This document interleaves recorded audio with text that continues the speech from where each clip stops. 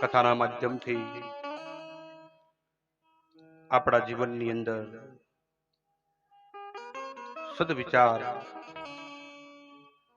અને સુમતિ આવે, સદવિચારના મૂળિયા ખૂબ ઊંડે સુધી જાય, સદવિચારોથી સૌ ભક્તોનું, ગામનું, રાષ્ટ્રનું કલ્યાણ થાય. પરમાત્મા એવી આપણને શક્તિ આપે. ગઈકાલે આપણે સનત કુમારોની કથાના મહિમાને આગળ વધારતા આત્મદેવ બ્રાહ્મણની કથા આપણે સાંભળી. બુદ્ધિ અને આત્માની કથા આપણે ગઈકાલે સાંભળી. કથા થકી આપણને બોધ પ્રાપ્ત થાય.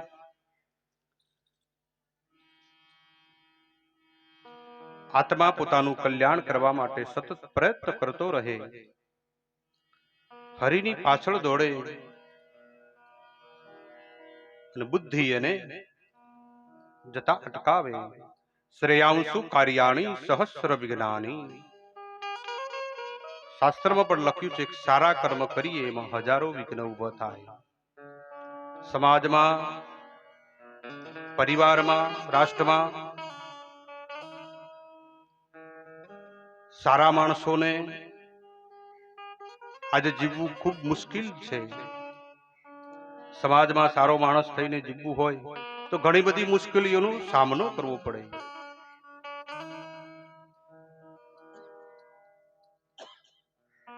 શાસ્ત્ર કહે છે કે ઝેર પીનારો મૃત્યુંજય થાય. તેઓને દાનવો સમુદ્ર મંથન કર્યું. સમુદ્ર મંથનમાંથી અનેક રત્નો નીકળ્યા. સૌ પ્રથમ કાળકૂટ નામનું ઝેર. ભગવાન કહે ઝેર પીનારો મોટો થાય. કોણ પીવે ઝેર? જગતમાં કોઈને ઝેર પીવું નથી. દરેકને તો મીઠા શરબત ભાવે. પણ ભગવાન ભોળાનાથે ઝેર પીધું અને ઝેર પીનારો મૃત્યુંજય થયો. કહેવાનો મારો મતલબ ઝેર પીવે મોટો થાય. સમાજ પરિવારમાં નાની મોટી દરેક વાતો હોય, કોઈની આઘાપાછી ન કરે. સહન કરવાની શક્તિ જેનામાં હોય, દરેક વસ્તુને પચાવવાની તાકાત હોય, તો એ મનુષ્ય હંમેશા સમાજમાં મોટો કહેવાતો હોય. ઘરમાં 10 જણનો પરિવાર હોય, પણ 10 જણના પરિવારમાંથી કદાચ એ પરિવાર સામે આંગળી સીંધીને એમ કહેવામાં આવતું હોય કે આ પરિવારમાં આ ભાઈ બહુ સજ્જન છે, બહુ નેક છે. કેમ? આખા પરિવારને કેમ નથી કહેતા? કારણ કે ખબર છે કે એ ભાઈ ક્યારે કોઈની આગાપાછી નથી કરતો. એ ખૂબ સહન કરે છે. પરિવારમાં મોટું થવું ખૂબ સહન કરવું પડે. સારું ખોટું બધું જ પેટમાં સંગ્રહી રાખવું. મોટા પેટવાળા અમે જીવનમાં સુખી હોય. બહારથી નહીં, અંદરથી વિશાળતાનો ભાવ જોઈએ, સહનશીલતા જોઈએ.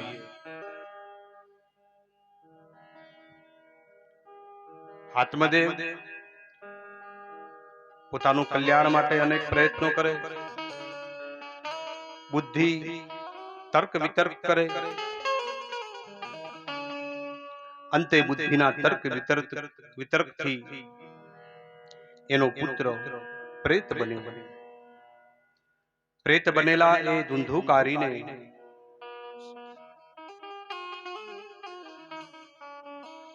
શક્તિના માધ્યમથી, પરમાત્માના સહારાથી એનો ઉદ્ધાર કરવામાં આવ્યો. અંતે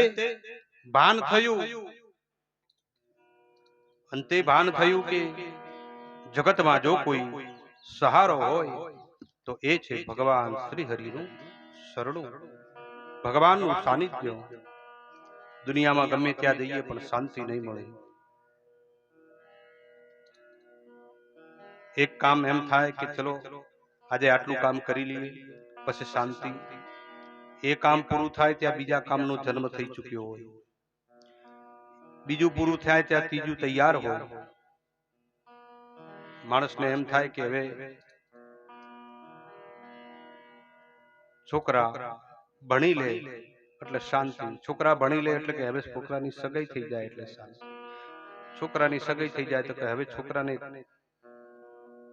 પરમાત્માએ શેર માટી આપી હોત તો શાંતિ.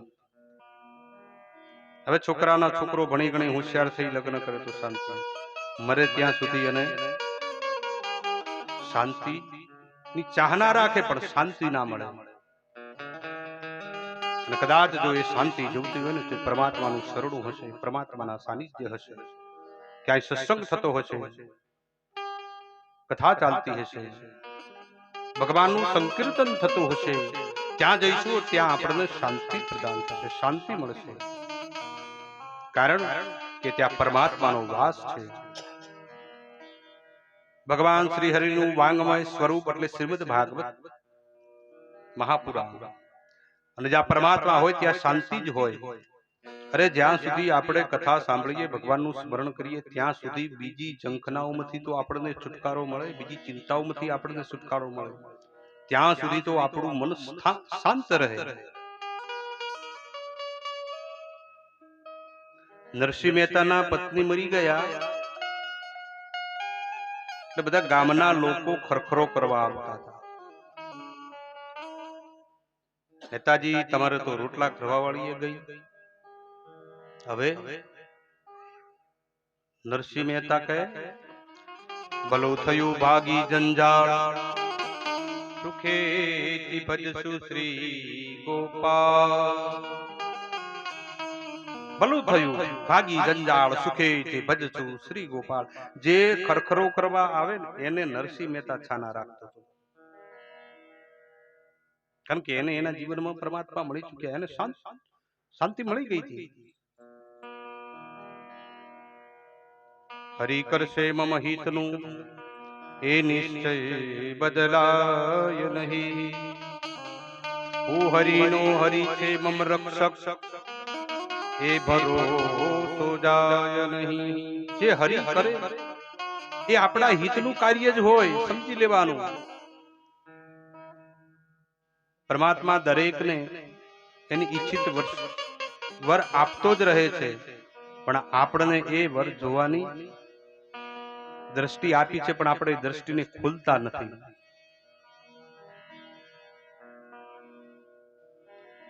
ભગવાન જે કરે એ સારા માટે જ કરતો હોય. એક રાજા એના પ્રધાન સાથે જંગલમાં જાય. એનો પ્રધાન મુનિમ સાથે હતો. જંગલમાં વૃક્ષો આદિ વધારે પડેલા, ક્યાંક કાદવ કીચડ આવે અને એવામાં આ રાજા કૂદકો મારી અને કઈક થોડોક કાદવ કૂદવા જાય, રાજાનો પગ લપસે અને એનો પગ ભાગી ગયો. રાજા ચિંતામાં પડ્યો. પેલો પ્રધાન કે મહારાજા જે થયું તે સારું થયું. રાજા થોડોક ગુસ્સે ભરાણા. મુનિમજી, તમે મારો પગ ભાગ્યો છે ને તમે એમ કહો છો કે જે થયું તે સારું થયું? તોય મુનિમ કે જે થયું તે સારું થયું. રાજાને ગુસ્સો આવ્યો. મુનિમની નોકરીમાંથી ગાડી મૂક્યો, ઘરે મોકલી દીધો. જા, તારું કામ જ નથી. રાજા એકલા જંગલમાં વિચરણ કરવા લાગ્યા. મુનિમને ઘરે મોકલી દીધો. થોડા આગળ ગયા, ત્યાં આદિવાસી સમાજ ભરાયેલો અને ભગવતી જગદંબાની ત્યાં પૂજા કરે. એની અંદર એમને થયું કે આપણે બલિ આપવાની છે, કોઈ માણસ મળે તો ગોતી લાવો. સમાજના લોકો નીકળ્યા. આવી અને જોયું તો રાજા આવતા હતા ઝૂલતા ઝૂલતા. પકડીને લઈ ગયા. બરોબર એમની પૂજા કરી, તિલક કર્યું, માથામાં ગળામાં હાર પહેરાયો.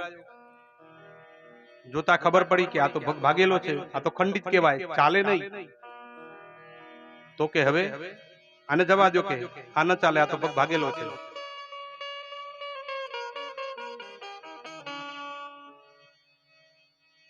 રાજાને છોડી દીધા. રાજા પાછા દરબાર આયા, મુનિમને બોલાયા. મુનિમ, તમે જે વાત કીધી હતી એ સાવ સાચી. જો મારો પગ ન ભાગ્યો હોત તો હું ક્યારનો બલી ચડી ચૂક્યો હોત. હવે તમને ફરીથી હું નોકરી રાખું. પણ તમે એમ કહેતા હતા કે ભગવાન જે કરે એ બધા માટે સારું. ચલો, મારો તો પગ ભાગ્યો, પણ મેં તમને નોકરીથી કાઢ્યા, એમાં તમારું ભલું શું થયું? મુનિમ કે મહારાજ, કદાચ જો મેં એમ ના કીધું હોત તો તમે મને નોકરીમાંથી ના કાઢો, અને નોકરીમાંથી ના કાઢ્યો હોત તો તમે મને ઘરે ન મોકલ્યો હોત, તો મને ત્યાં સાથે લઈ ગયા હોત. તમારો પગ ભાગેલો હતો એટલે તમને બલિ ન ચડાયા અને મને ચડાવી દો. એટલે જે થયું તે સારું જ થયું. એટલે પરમાત્મા જે કરે તે સારું જ કરે,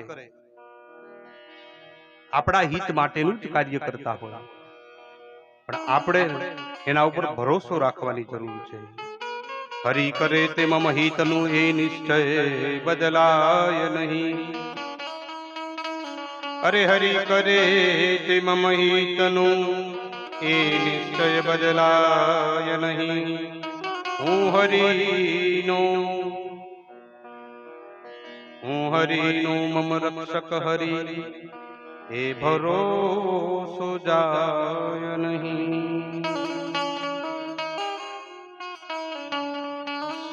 સનત કુમારોએ કથાના પ્રવાહને આગળ વધાર્યો. નારદજીએ વેદ વ્યાસજીને ચતુશ્લોકી ભાગવત આપી, એનો વિસ્તાર કરી 18,000 શ્લોક વાળી સંહિતા બનાવી, જેના 12 સ્કંદ થયા, 335 જેના અધ્યાય થયા. એ શ્રીમદ ભાગવતની રચના કરી. રચના તો થઈ ગઈ, પણ હવે આ ગ્રંથ, આ સંહિતા આપી કોને? કારણ કે અધિકાર વગર કોઈને અપાય નહીં. તરસો હોય અને પાણી પાઈએ તો એ પાણી પીવે, બધું. તરસો ના હોય છતાં જો એને પાણી પાઈએ તે ઢોળી નાખે.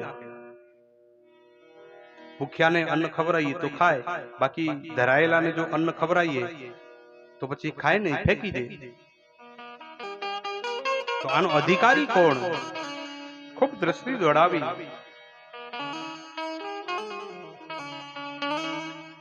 પરમાત્મા ઉપર ભરોસો રાખી બેઠા છે. વેદ વ્યાસજી પોતાના શિષ્યોને રોજ શ્રીમદ ભાગવતના કઈક શ્લોકોનું પઠન કરાવે. દિવસોમાં કઈક એવો સમય આવે એટલે શિષ્યોને ગાયો લઈ અને વનમાં ચારવા માટે મોકલે. અને વ્યાસજીના શિષ્યો એ ગાયોને લઈ અને જંગલમાં જાય. જંગલમાં જતી વખતે વ્યાસજીએ એમના શિષ્યોને એક આજ્ઞા કરેલી.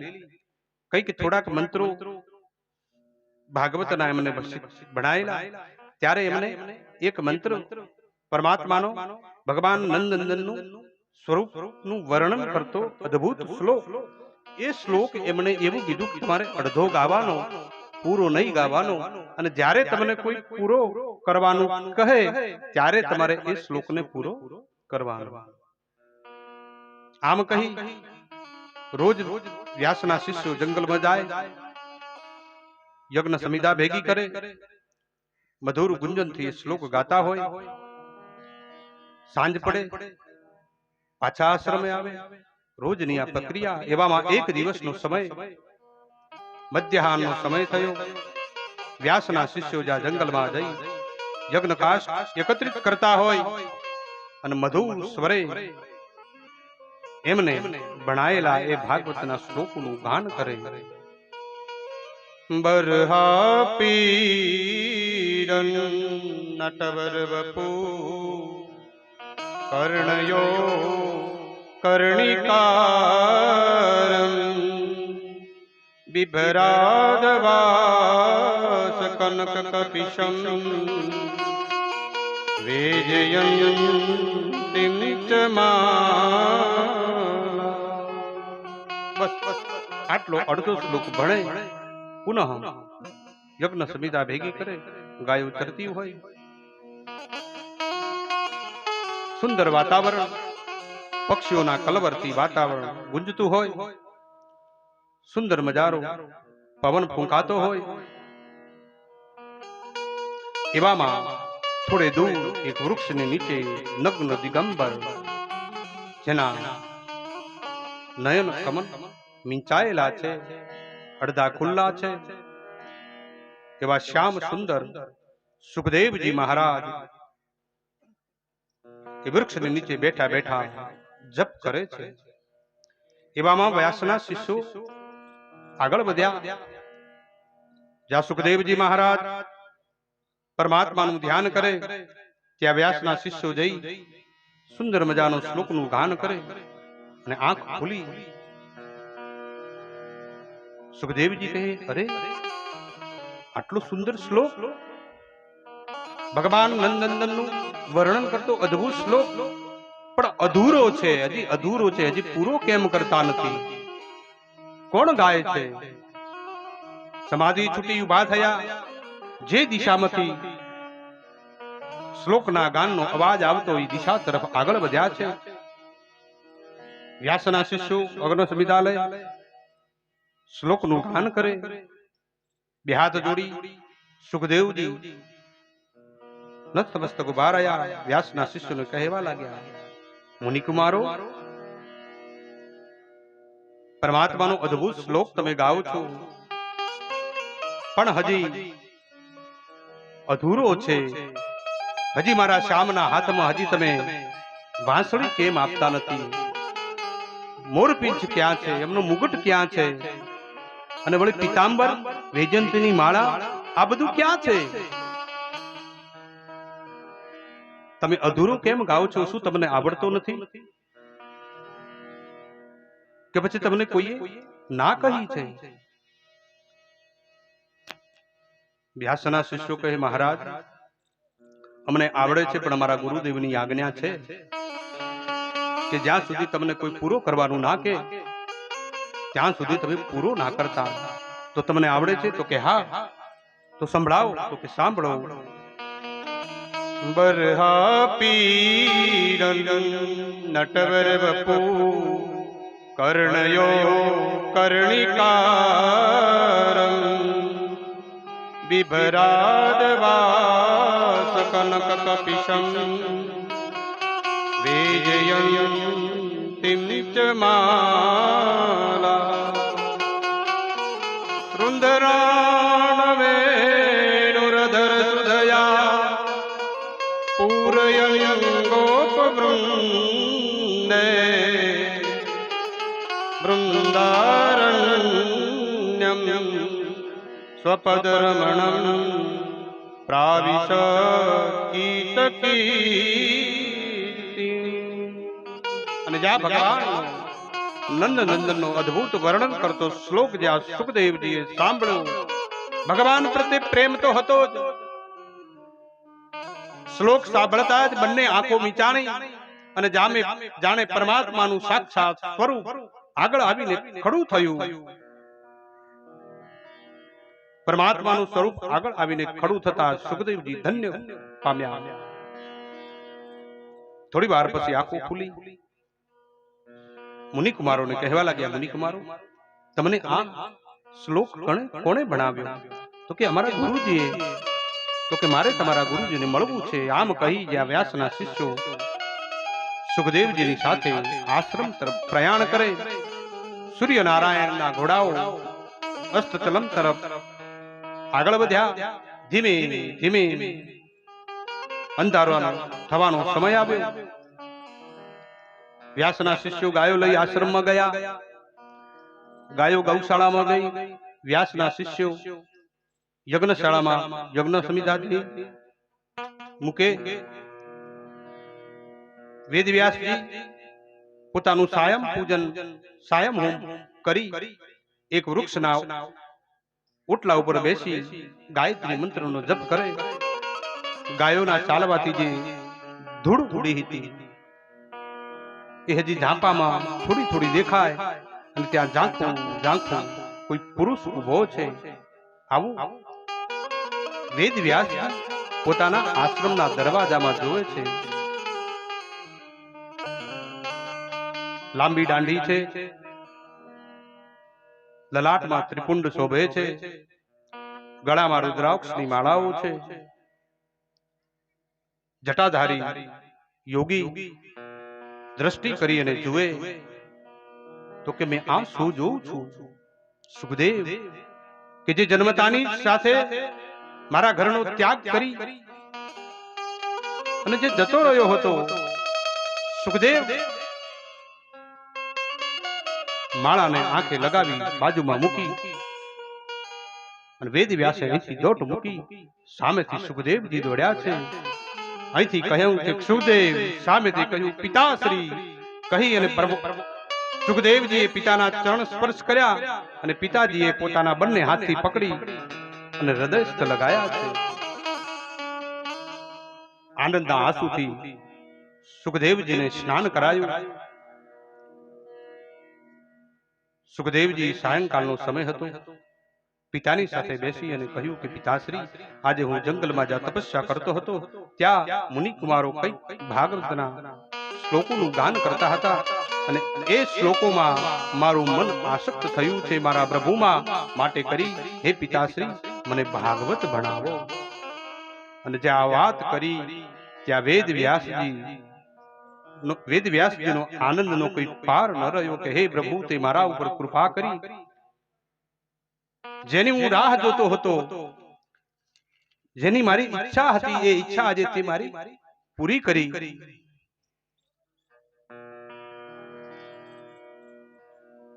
વેદ વ્યાસજીએ સુખદેવજીને ભાગવત શીખવ્યું છે. સંપૂર્ણ ભાગવત આપી અને કહ્યું છે કે હે પુત્ર, હવે આ ભાગવત થકી દરેક લોકોનું કલ્યાણ થાય, મનુષ્યનો ઉદ્ધાર થાય એવું કરજે. ગહે ગહે જને જને તું આ સંહિતાને પહોંચાડજે. પિતાજીની આજ્ઞાને શિરોમાન્ય કરી પિતાજીને વચન આપી કાખમાં આસન લીધું છે. માથે ભાગવત છે, એક હાથમાં કમંડલ છે. નગ્ન દિગંબર સુખદેવજી પિતાજીની આજ્ઞા લઈ પિતાજીને વંદન કરી ત્યાંથી ચાલી નીકળ્યા. નગ્ન દિગંબર છે, જેને કોપીનનું પણ ભાન નથી. અરે કોપીનનું તો એને ભાન હોય કે જેને સંસારની માયાનું ભાન હોય, જેને સંસારની ખબર પડતી હોય. સુખદેવજીને તો સંસાર શું છે એ પણ ખબર નથી.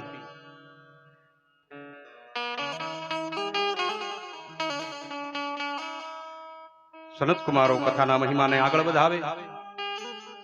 નૈમિષારણ્યમાં એકત્રિત થયેલા 88,000 ઋષિઓ સત્સંગ ચાલે છે અને થોડી વાર માટે ભાગવતની કથાને આપણને ભાગવતકાર મહાભારતમાં લઈ જાય છે.